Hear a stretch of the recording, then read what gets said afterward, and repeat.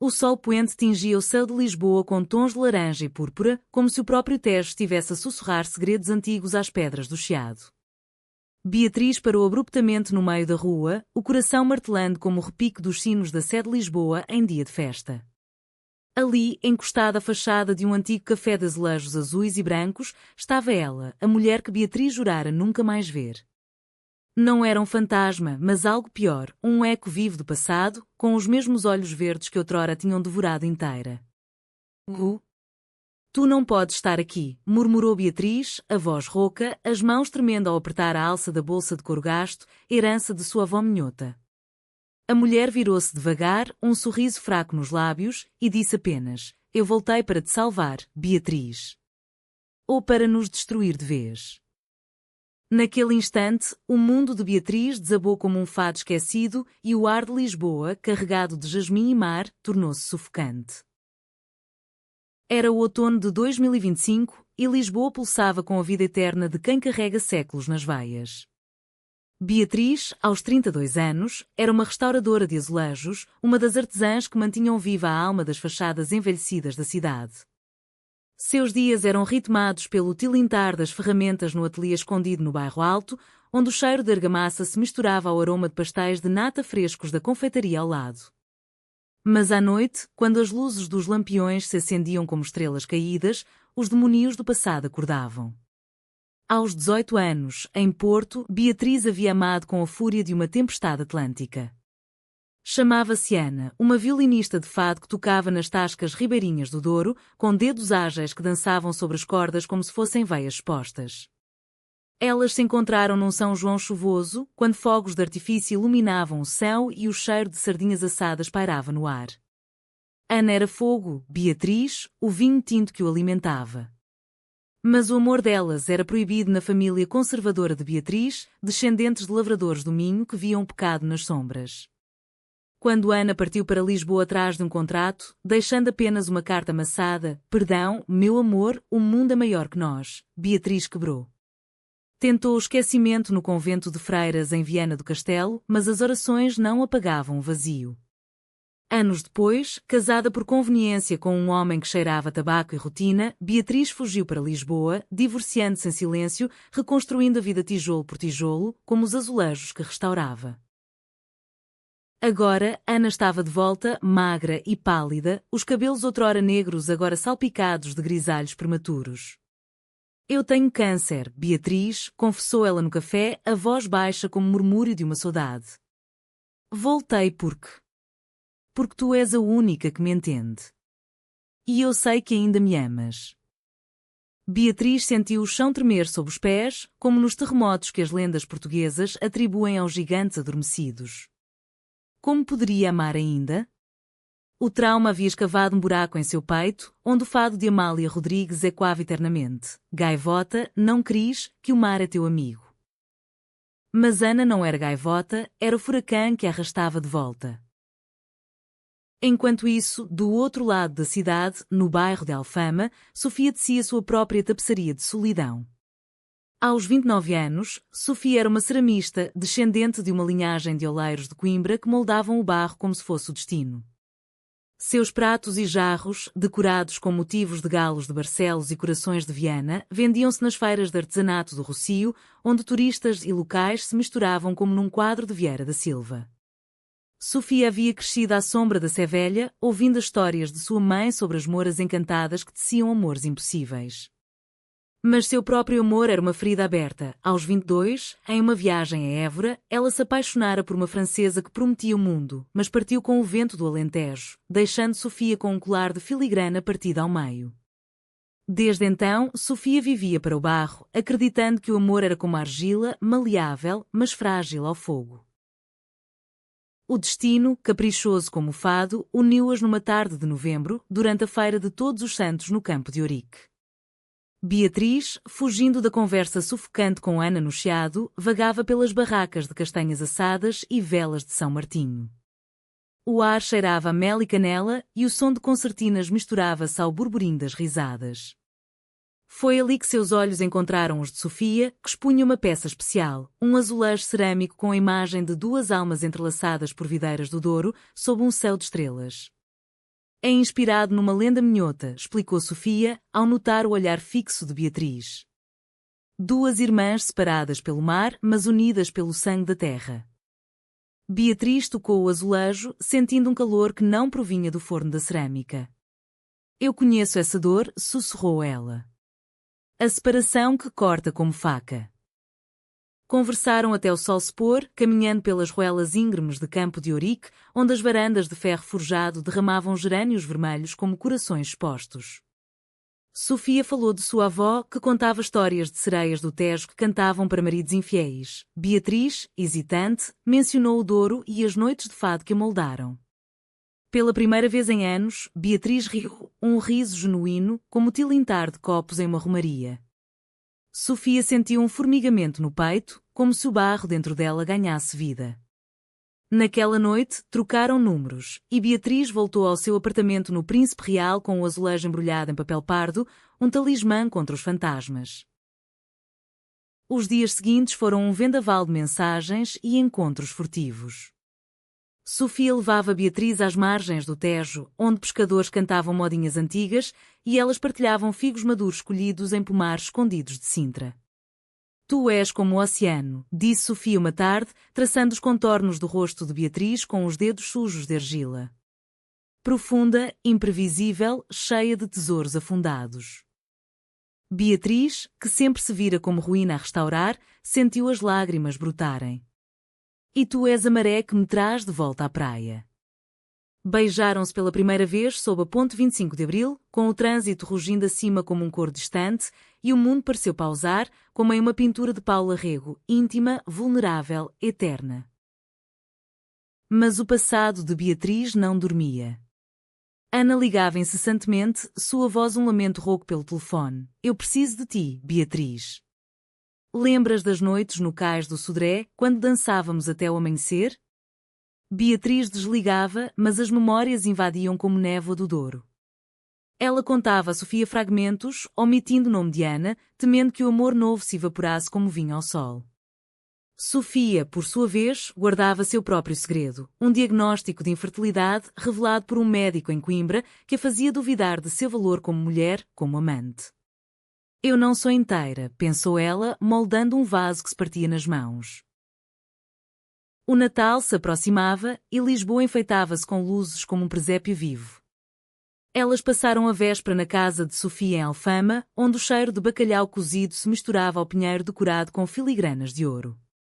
Cantaram fados à capela, Beatriz com a voz trêmula de quem carrega saudades, Sofia com o violão que herdara de seu pai, um tocador de viola de fado. Stranger Than The Passing of Time, Ar de Memories You Liave Bind, cantou Beatriz, adaptando uma letra de Marisa, e Sofia sentiu o coração apertar. Naquela noite, deitadas na cama estreita com lençóis bordados à mão, sussurraram promessas. Vamos para o Alentejo no ano novo, ver os sobreiros e dançar zarabanda. Beatriz adormeceu com a cabeça no peito de Sofia, ouvindo o batimento como o ritmo de um tambor medieval. Mas o choque veio como um raio em céu claro. Na manhã de Ano Novo, enquanto preparavam malas para a viagem, o telefone de Beatriz tocou. Era Ana, ofegante, estou no hospital de Santa Maria. Vem, por favor. É o fim? Beatriz, pálida como cera de vela, correu para o táxi, deixando Sofia com uma nota rabiscada. Volte logo. Confia em mim. No quarto estéril, Ana jazia frágil, os olhos verdes agora turvos como o Tejo em dia de tormenta. Eu traí-te, Beatriz, confessou ela, a mão fria na dela. Fugi porque estava grávida de outro, um homem que me prometeu estabilidade. Abortei sozinha, em Lisboa, e o remorso me comeu viva. O câncer é castigo, eu sei. Beatriz recuou como se queimada, as palavras de Ana e quando o trauma antigo, a rejeição, a perda, o silêncio da família que a forçara a casar para curar o pecado. Tu destruíste-me, gritou Beatriz, as lágrimas caindo como chuva de janeiro. E agora queres que eu te perdoe, para morrer em paz? Sofia, inquieta, seguiu o instinto e apareceu no hospital horas depois, encontrando Beatriz soluçando no corredor, o rosto inchado de dor. Quem é ela? Perguntou Sofia, a voz um fio de seda rasgada. Beatriz, exausta, contou tudo: Ana, o amor de juventude, a traição que moldara em mulher de ferro e vidro. Sofia ouviu em silêncio, mas dentro dela, o ciúme fervia como o caldo verde em panela a ferver. Tu ainda a amas? Perguntou, os olhos castanhos flamejando. Não, mentiu Beatriz, mas o tremor na voz a delatou. Naquela noite, Sofia partiu para Alfama sozinha, trancando a porta como se trancasse o coração. Eu não sou segunda escolha, escreveu num bilhete deixado na mesa. Beatriz, sozinha no apartamento, sentiu o mundo encolher, o passado retornara não para salvá-la, mas para roubar-lhe o futuro. Os dias seguintes foram um limbo cinzento, como o céu de Lisboa em fevereiro, quando o vento do Atlântico traz promessas de chuva. Beatriz vagava pelo ateliê no bairro Alto, as mãos mecânicas restaurando um painel de azulejos do século XVII, representando o desembarque de Vasco da Gama, heróis que conquistavam mundos, enquanto ela mal conquistava o próprio coração. Cada lasca de cerâmica que caía lembrava-lhe de Sofia, frágil, bela, irremediavelmente quebrada. Mandava mensagens, perdão, amor. Deixa-me explicar, mas o silêncio de Sofia era ensurdecedor, como o vazio de uma casa de fada após a última nota. Ana piorava, as visitas ao hospital tornavam-se rituais de adeus, onde Beatriz segurava a mão da ex-amante não por amor, mas por um fio de humanidade que impedia de virar as costas ao sofrimento.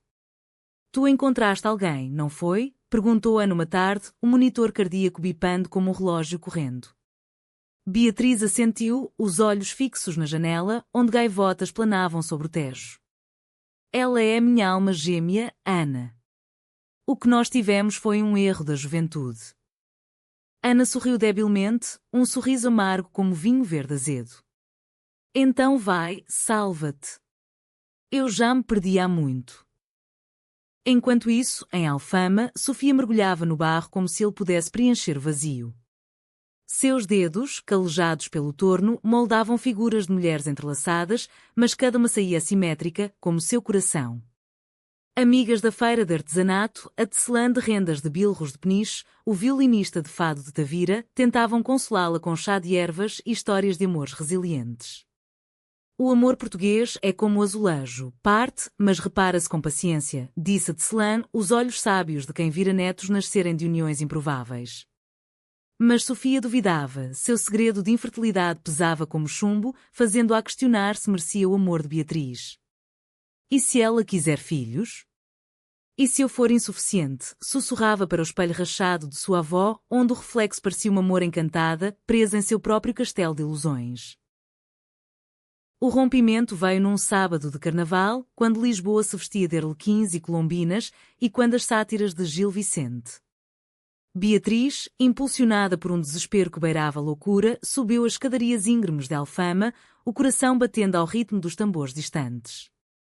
Bateu à porta de Sofia com punhos cerrados, vestida num casaco de lã minhota, os cabelos soltos como videiras selvagens. Sofia abriu, o rosto pintado de negro e branco como uma pierrot melancólica, os olhos vermelhos de noites insones. O que queres, Beatriz? Mais mentiras? A voz de Sofia era um fado rasgado, cheio de acusações. Beatriz entrou, o ar denso de incenso e argila úmida. Não são mentiras. Ana está morrendo, e eu? Eu fui tola em não te contar tudo. Mas tu és a minha luz, Sofia. Sem ti, sou apenas fragmentos. Elas gritaram então, palavras afiadas como facas de ourivos de Gondomar. Sofia revelou seu segredo: eu não posso ter filhos, Beatriz. Sou estéril, como terra seca no Alentejo em seca. Tu mereces mais.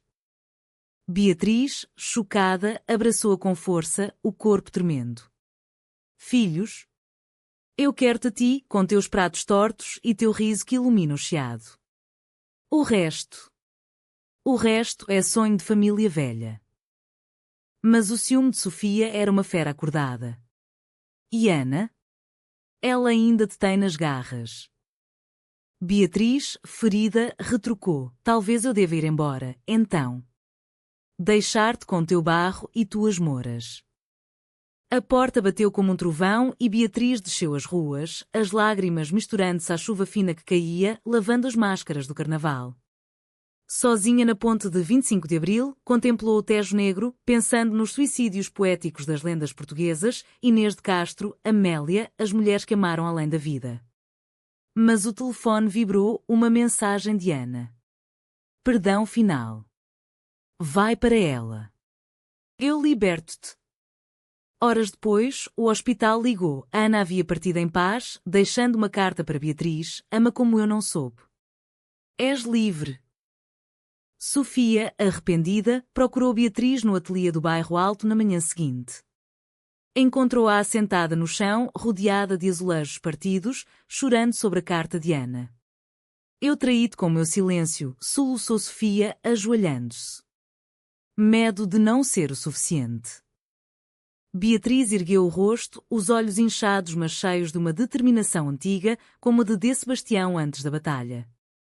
Nós traímos-nos mutuamente com medos. Mas almas gêmeas não se partem assim. Elas se abraçaram ali, no meio do caos de cerâmica, e o beijo que se seguiu foi salgado de lágrimas, doce de perdão, um beijo que se lava não o fim, mas o recomeço. A primavera irrompeu em Lisboa como uma romaria, com jacarandás roxos forrando as avenidas e o cheiro de laranjas maduras no ar. Beatriz e Sofia decidiram uma viagem ao norte, ao Minho de Beatriz, para curar as feridas com a terra natal. Partiram de trem do Rocio, as mãos entrelaçadas, assistindo à paisagem mudar de azulejos urbanos para vinhedos ondulantes do Dão. Em Viana do Castelo, visitaram um convento onde Beatriz buscara refúgio anos antes, agora um museu de bordados e memórias. Aqui eu morri um pouco, confessou Beatriz, tocando um lenço de filigrana. Sofia, com um braço ao seu redor, sussurrou, e aqui renascemos. Jantaram em Guimarães, berço da nação, com vinho verde espumoso e rojões à minhota, rindo de anedotas sobre rainhas guerreiras como de Mafalda. Mas o passado não se apaga com um passeio, ele sussurra nas sombras. Em Porto, ao passear pelo cais da Ribeira, Beatriz avistou uma figura familiar, a irmã mais velha, Maria, que a traíra anos antes, contando aos pais sobre Ana para salvá-la do pecado.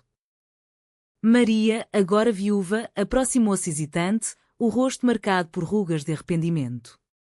Beatriz, minha mana. Eu errei. O pai morreu sem te perdoar, mas eu vejo agora. Beatriz congelou, o Douro à frente parecendo um abismo.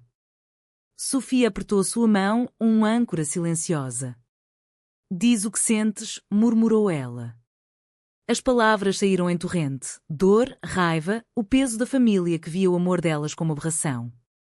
Maria chorou, ajoelhando-se na calçada molhada. Perdão, mana. O amor não tem gênero, é como o vinho, envelhece e adoça. Beatriz, com o coração partido mas inteiro, perdoou não por esquecimento, mas por humanidade, e quando as virtudes cristãs misturadas ao paganismo lusitano.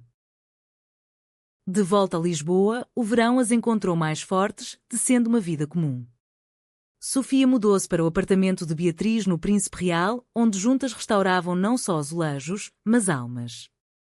Montaram uma pequena galeria no Chiado, almas de barro e azulejo, expondo peças que contavam histórias de amor resiliente, jarros com gravuras de fado, painéis de mulheres unidas por fios invisíveis.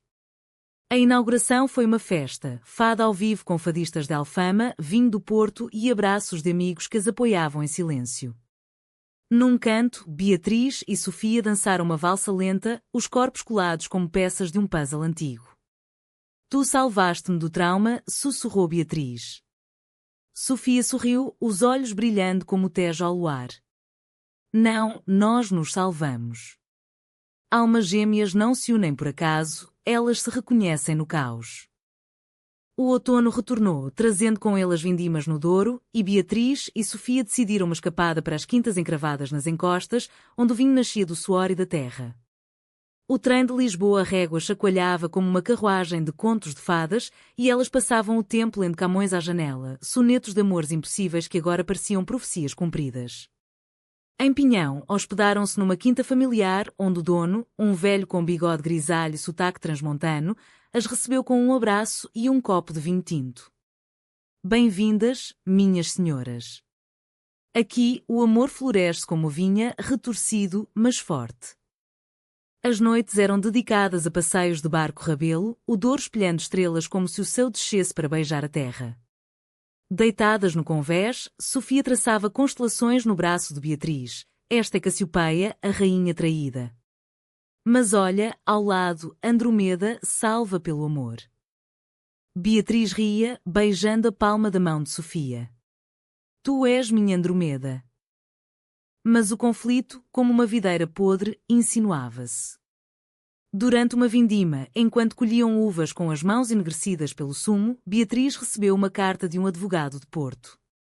Era a herança de Ana, não dinheiro, mas um violino antigo, o mesmo que tocara nos fados delas, e uma gravação em fita cassete, para ti, minha Beatriz. O último fado que compus. A curiosidade venceu o medo. Naquela noite, no quarto de paredes caiadas, Beatriz inseriu a fita num velho toca-fitas. A voz de Ana encheu o ar, rouca e plena, uma melodia inédita, saudade das almas gêmeas, com letras que falavam de amor perdido e reencontrado. Eu traí-te, mas o destino te devolveu em dobro, cantava ela. Sofia, que entrara silenciosamente, ouviu tudo. O ciúme, adormecido mas não morto, acordou. Ela ainda te persegue, mesmo da morte? Perguntou, a voz trêmula como folha ao vento. Beatriz desligou a fita, o silêncio pesado. É passado, Sofia. Mas tu? Tu duvidas de nós? A discussão eclodiu como uma tempestade no Douro, com trovões ecoando nas gargantas rochosas. Sofia acusou Beatriz de romantizar o trauma, de carregar a Ana como um fardo que envenenava o presente. Eu não sou remédio para tua dor. Sou mulher com minhas próprias cicatrizes. Beatriz, ferida, retrucou com a raiva de quem fora traída 2 vezes. E tu? Escondes-te atrás do barro, fingindo que a infertilidade te define. Nós poderíamos adotar, criar algo nosso, mas tu desistes antes de tentar. As palavras cortaram fundo, e Sofia partiu a pé pela estrada sinuosa, as lágrimas misturando-se à poeira. Beatriz ficou sozinha com o violino, tocando notas desafinadas que soavam como lamentos de viúva. Dias depois, de volta a Lisboa, o rompimento parecia inevitável. Sofia voltou ao ateliê em Alfama, trancando a galeria e recusando visitas. Beatriz, desesperada, caminhou pelo Tejo ao amanhecer, os pés descalços na areia de Belém, onde monges outrora rezavam por navegadores. Ali, sob a torre manuelina, ela chorou por todas as perdas, Ana, a família, agora Sofia. Um velho pescador, remendando redes, aproximou-se. Minha filha, o amor é como o mar, recua para voltar mais forte. Dá tempo. Inspirada, Beatriz escreveu uma carta à mão, em papel de linho com aroma de lavanda do Alentejo. Sofia, minha alma. O passado de Beatriz retornou para me ensinar perdão. O choque nos uniu, o rompimento nos testou. Reconcilia-te comigo, não por pena, mas por nós. Teu violão espera teu toque, como eu espero teu abraço. Sofia leu a carta numa manhã chuvosa, sentada no mirador de Santa Catarina, onde o Tejo se estendia como um lençol de prata. As palavras de Beatriz ecoavam as lendas de sua avó, diamantes que, como as andorinhas de Mafra, voltavam sempre. Ela correu para o príncipe real, batendo à porta com o punho molhado. Beatriz abriu, os olhos vermelhos, e sem palavras, Sofia a puxou para um abraço que cheirava a terra molhada e esperança. Eu traí-te com meu medo, confessou Sofia. Mas o amor não é perfeito, é como o fado, dor e beleza entrelaçadas. Elas choraram juntas, depois riram, preparando um almoço simples de sopa de couve e broa de milho, como as avós ensinavam. A reconciliação as transformou. Decidiram consultar uma terapeuta em Lisboa, uma mulher de Setúbal que misturava psicologia com contos populares. O trauma é como sardinha, fresco, bom, podre, envenena. Sessões semanais no consultório com vista para o Castelo de São Jorge ajudaram Beatriz a enterrar o fantasma de Ana, transformando-o em lição de resiliência. Sofia, por sua vez, abraçou sua infertilidade não como falha, mas como espaço para amor amplo, talvez a adoção, ou simplesmente a família que construíam com amigos e arte. Viajaram a Évora, terra de templos romanos e vinhos robustos, onde dançaram num festival de folclore, vestidas em saias rodadas e lenços à cabeça, girando ao som de concertina e zabumba. Aqui, onde o passado e o presente se beijam, disse Beatriz, beijando Sofia sob um olival antigo. O inverno trouxe neve rara a Lisboa, forrando os telhados como açúcar em rabanadas. Elas celebraram o Ano Novo no Terreiro do Paço, com fogos que iluminavam o arco triunfal como promessas. Beatriz tocou o violino de Ana pela primeira vez em público, numa pequena recital na galeria, adaptando o fado para dueto com o violão de Sofia. A plateia, amigos, família reconciliada de Beatriz, artesãos de todo o país, aplaudiu com lágrimas, sentindo a catarse coletiva do povo português, que transforma dor em arte. A primavera de 2026 floresceu com uma novidade. Sofia descobriu uma clínica em Coimbra especializada em fertilidade assistida, não para gravidez, mas para doação de óvulos, um gesto simbólico de criação conjunta. Não precisamos de sangue para sermos mães, disse ela a Beatriz, enquanto caminhavam pelos jardins do Palácio Nacional de Queluz, com suas fontes murmurantes e sebes podadas como corações. Beatriz, tocada, concordou: vamos criar vida através da arte, primeiro. Nossos filhos serão as peças que deixamos no mundo. Elas expandiram a galeria, convidando outras artistas lésbicas, uma pintora de Faro com telas de Maresquier, uma poetisa de Beja com versos de amores rurais. A exposição Almas Entrelaçadas tornou-se sensação, coberta pelo Jornal Público como um hino ao amor invisível em Portugal.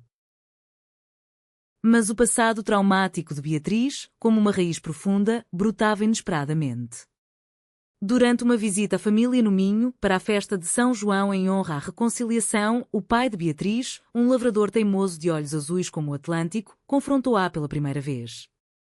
Sentados à mesa de carvalho, com travessas de cabrito assado e vinho de mesa caseiro, ele disse: eu fui cego, filha. A igreja me envenenou com medos. Mas ver-te feliz com Sofia é como ver o milho crescer após seca. Lágrimas correram pelo rosto enrugado dele, e Beatriz, pela primeira vez, o abraçou sem reservas. Sofia, ao lado, observava com um sorriso sereno, sentindo-se parte daquela tapeçaria familiar.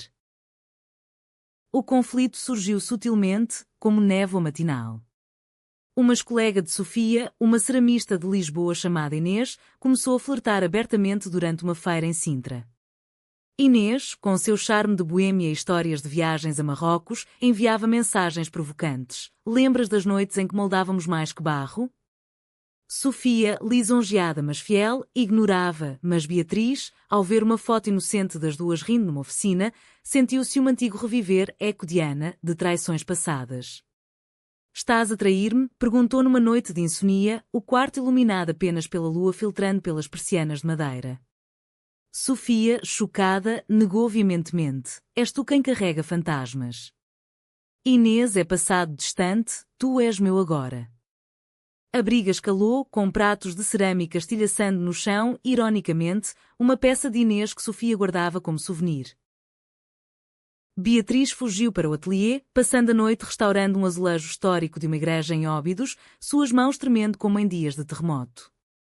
Ali, entre fragmentos azuis, ela refletiu sobre o ciclo. O trauma de Ana fizera duvidar de todo amor, transformando confiança em suspeita.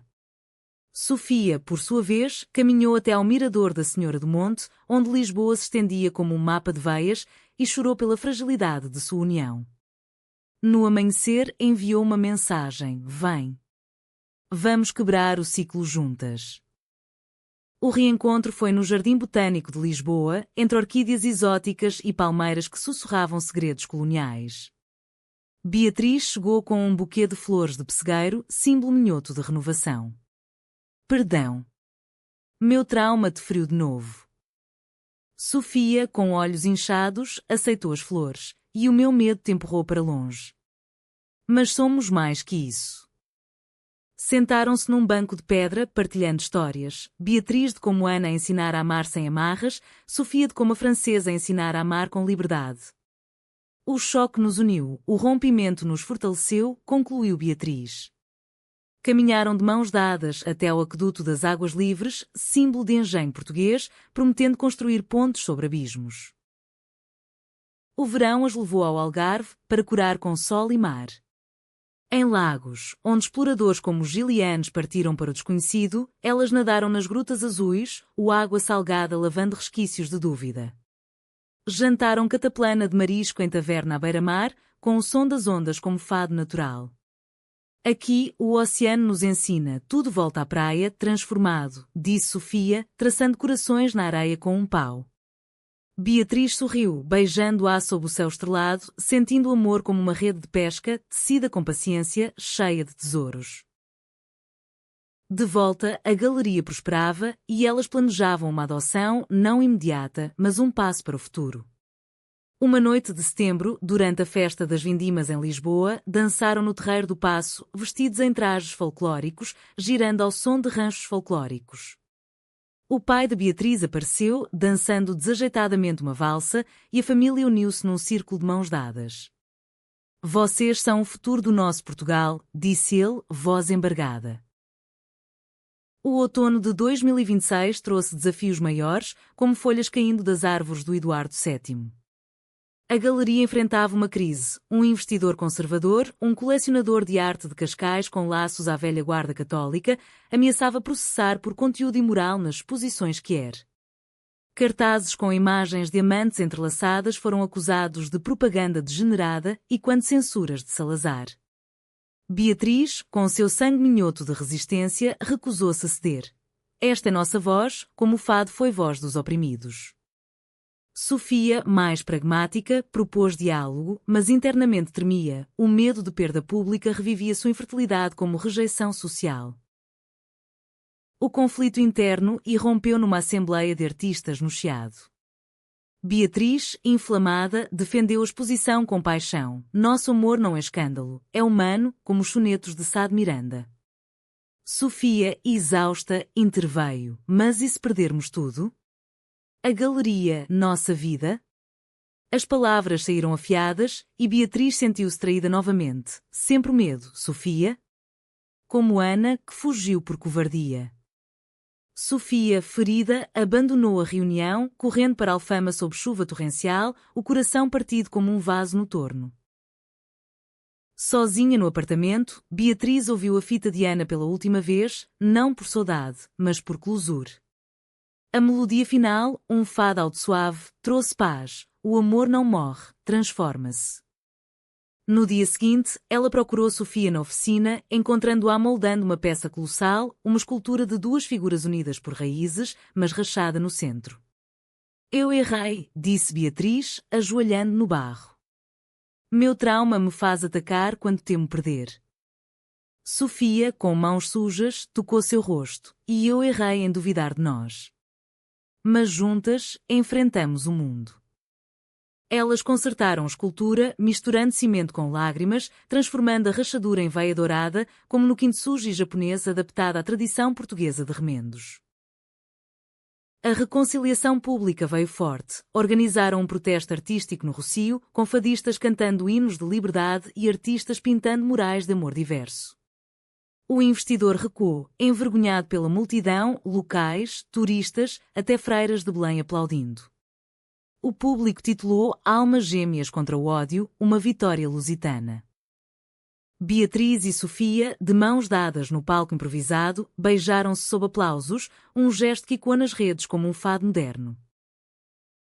O inverno as aqueceu com planos concretos. Inscreveram-se para a adoção através de uma agência em Lisboa, navegando burocracias com paciência de monges beneditinos.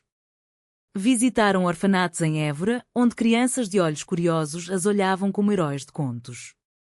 Uma menina de 8 anos, com cabelos cacheados e sotaque alentejano, roubou seus corações. Chamo-me Rosa, como as flores que minha mãe plantava.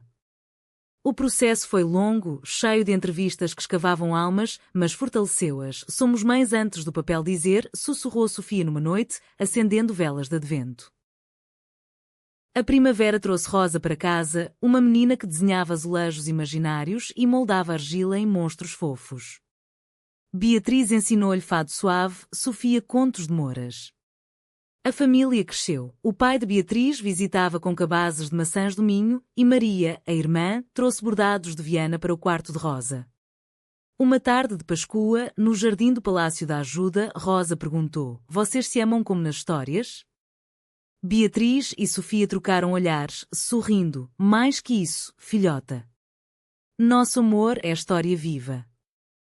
Mas o passado testou uma última vez. Ana deixara, além do violino, um diário escondido na herança, revelando uma traição maior. Ela havia espalhado rumores sobre Beatriz na comunidade fadista de Porto, isolando-a por ciúme. Beatriz, lendo as páginas amareladas, sentiu raiva renovada, como pôde. Sofia, ao seu lado, fechou o diário. É veneno, amor. Queima-o. Juntas, no terraço do Mirador da Graça, atearam fogo às páginas, as chamas dançando como espíritos libertos, enquanto Lisboa brilhava abaixo. Agora é só nós, disse Beatriz, abraçando Sofia e Rosa. O verão culminou na boda simbólica, não legal, mas espiritual, numa capela abandonada em Tomar, terra dos Templários. Vestidas em branco com bordados de ouro, trocaram votos sob vitrais coloridos. No choque do reencontro, no rompimento da dor, na reconciliação da alma, eu te escolho, eternamente. Amigos cantaram modinhas, e Rosa espalhou pétalas de rosas. O banquete, com leitão da bairrada e pastéis de Tentugal, celebrou não só amor, mas a humanidade que vence traumas. O ano de 2027 amanheceu com a galeria transformada em centro cultural, atraindo visitantes de todo o mundo, casais queer de Nova York, ativistas de Berlim, curiosos de Tóquio. Beatriz e Sofia ministravam workshops, restaurando almas, da cerâmica ao coração, onde participantes remendavam peças quebradas enquanto contavam histórias pessoais. Rosa, agora 9, ajudava com desenhos infantis que vendiam como obras de esperança. A vida fluía como o Tejo, serena, mas com correntes profundas. O último conflito veio de dentro. Beatriz, grávida por inseminação assistida, um milagre após tratamentos em Coimbra, enfrentou medos de maternidade dupla. E se eu falhar como mãe, como falhei em perdoar Ana a tempo? Sofia, com Rosa no colo, acalmou-a. Falhar é humano, amor. Olha para nós, do trauma ao triunfo. O parto, em setembro, trouxe um menino, Afonso, nomeado pelo rei que unificou Portugal. Beatriz chorou ao segurá-lo, o peso do passado dissolvendo no cheiro de leite e vida nova. A reconciliação final foi coletiva, uma reunião familiar no Douro, com o pai de Beatriz, Maria, primos minhotes e amigos de Alfama. Contaram histórias ao redor de uma fogueira, de Ana, da francesa, das traições, transformando dor em sabedoria. O passado retorna para nos unir, não dividir, brindou Beatriz com vinho do Porto. Sofia, amamentando Afonso, sorriu, e as almas gêmeas? Elas rompem e se reconciliam como Portugal, sempre renascendo. Anos depois, em 2030, a família crescia em harmonia. Rosa, adolescente, tocava violino como Ana, mas com melodias de esperança. Afonso moldava barro com Sofia, rindo de monstros imaginários. Beatriz, agora autora de um livro Azulejos da Alma, assinava dedicatórias, para quem ama além do trauma. Lisboa, eterna testemunha, via-as caminhar pelo Tejo, mãos dadas, um testamento vivo de que o amor, em sua essência portuguesa, dramático, emocional, romântico, humanista, vence o tempo. E assim, sob o céu de um pôr do sol eterno, as almas gêmeas dançavam, livres.